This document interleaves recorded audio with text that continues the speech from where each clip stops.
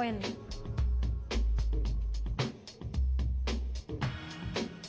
Hamid Krazai, the puppet president of Afghanistan, installed by the US, is said to be a former employee of Unocal, the American-based oil company.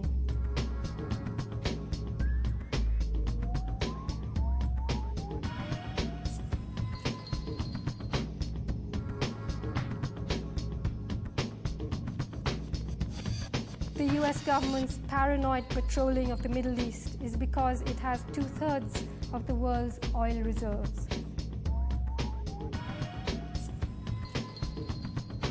Oil keeps America's engines purring sweetly. Oil keeps the free market rolling. Whoever controls the world's oil controls the world's market.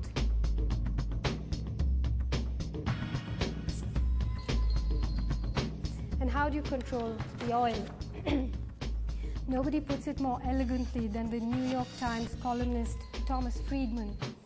In an article called Craziness Pays, he said, quote, "The US has to make it clear to Iraq and US allies that America will use force without negotiation, hesitation, or UN approval." His advice was well taken. In the wars against Iraq and Afghanistan, as well as in the almost daily humiliation the US government heaps on the UN. In his book on globalization, The Lexus and the Olive Tree, Friedman says, and I quote, "The hidden hand of the market will never work without the hidden fist. McDonald's cannot flourish without McDonnell Douglas. And the hidden fist that keeps the world safe for Silicon Valley's technologies to flourish is called the US Army, Air Force, Navy, and Marine Corps." Perhaps this was written in a moment of vulnerability, but it's certainly the most succinct, accurate description of the project of corporate globalization that I have read. After the 11th of September 2001 and the war against terror, the hidden hand and fist have had their cover blown, and we have a clear view now of America's other weapon, the free market, bearing down on the developing world with a clenched, unsmiling smile. The task that never ends is America's perfect war, the perfect vehicle for the endless expansion of American imperialism. In the last 10 years of unbridled corporate globalization, the world's total income has increased by an average of 2.5% a year.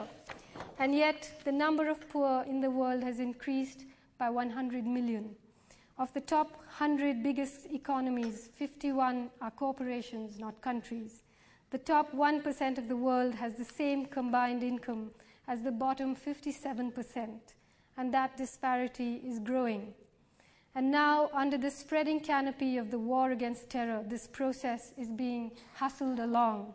The men in suits are in an unseemly hurry, while bombs rain down on us and cruise missiles skid across the skies, while nuclear weapons are stockpiled to make the world a safer place. Contracts are being signed, patents are being registered, oil pipelines are being laid, natural resources are being plundered, water is being privatized, and democracies are being undermined. In a country like India, the structural adjustment end of the corporate globalization project is ripping through people's lives.